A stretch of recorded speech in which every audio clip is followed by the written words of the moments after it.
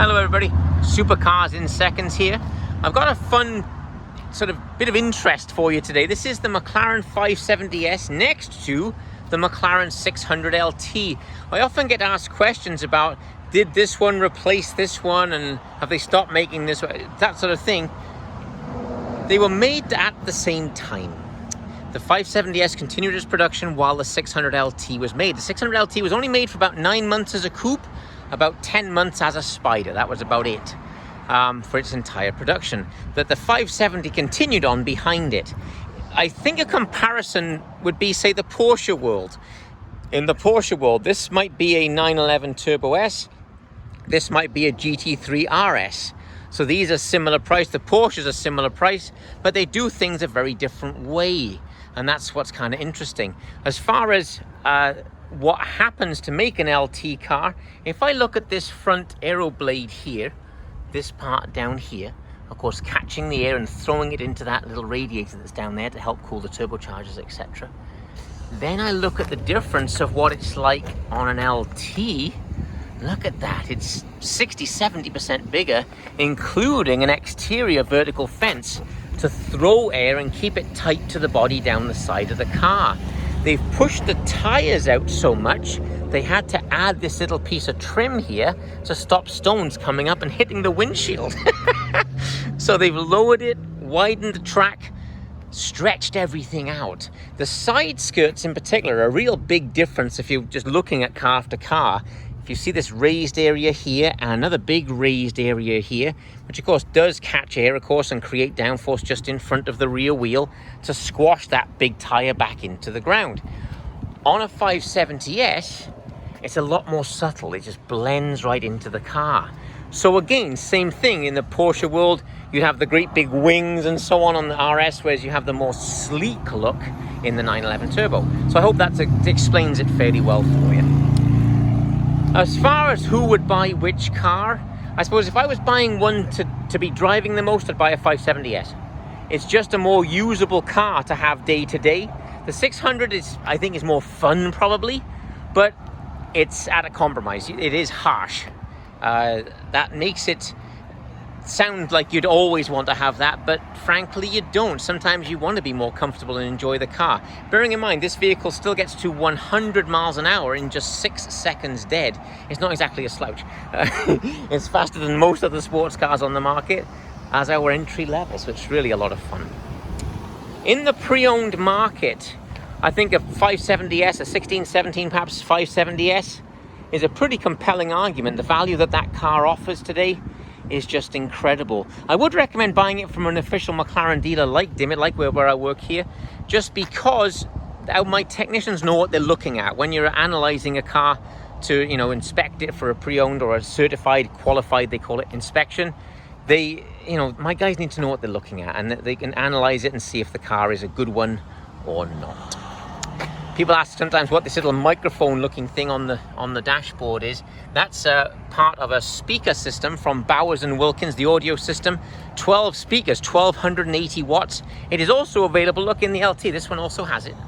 So it's not like the car's totally stripped out, but it's no carpets, much stiffer engine mounts, things like that. The point, incredibly usable, still usable, but at a compromise. Ladies don't like this one so much. If I take my wife out in the two cars, she much prefers that one to this one and so on, just because it's more comfortable to be in the other car.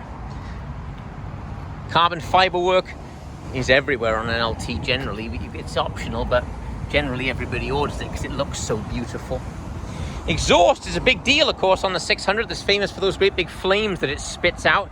You might see on this wing, this is our demo, so you might see some dark areas here where the flames are burning the wing practically as it comes out. It's different material, look, from here to here. This is a material called Cerakote. It's what they use inside a gun barrel. That's to stop it burning and melting the wing in front of you.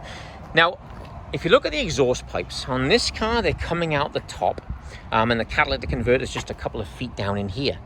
On this car, if I look down through these little vents, you might be able to see the exhaust. I don't know if you can see it down in there.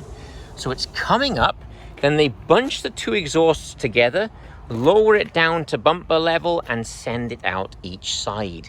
So on an LT, they cut out 3.5 feet off each pipe.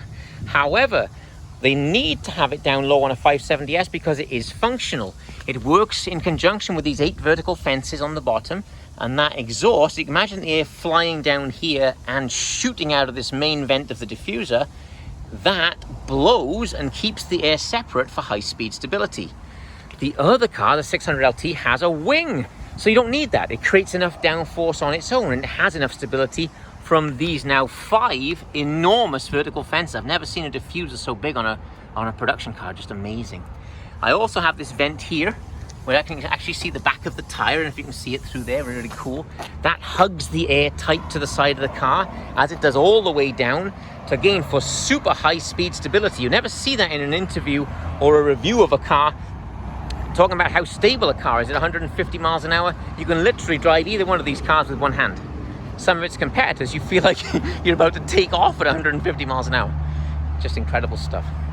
Comfort, at 60 miles an hour, not that much difference actually. This one has racing seats, so that's not a great example, but if they have the same seat, they're both very comfortable at 60 miles an hour. However, on a longer run, the much firmer suspension and much louder exhaust note does wear on you a bit. So again, long term and using it day to day, I do like the 570S better. I'm gonna put a little bracket on the window here and take the 600LT out on the next video, and I'm gonna point you at those exhaust pipes, listening to the downshifts popping and everything else. It's really gonna be a fun time. So I'll add a link to that video in the comments of this video. I hope that's given you a good guide of the differences. The whole point, the 570S, 6 seconds dead to 100, performance-wise, still a monster. It's not really about the performance difference. What it's about is the point A to point B comfort. This one's incredibly usable. This one is stiff, but more engaging, so it depends what you like. If you do a ton of miles, buy a 570S. I hope that was useful for you today. Thanks for subscribing to the channel. Please share the videos around. If you want me to review a particular car, just let me know in the comments down below, and I'll see you soon. Thank you.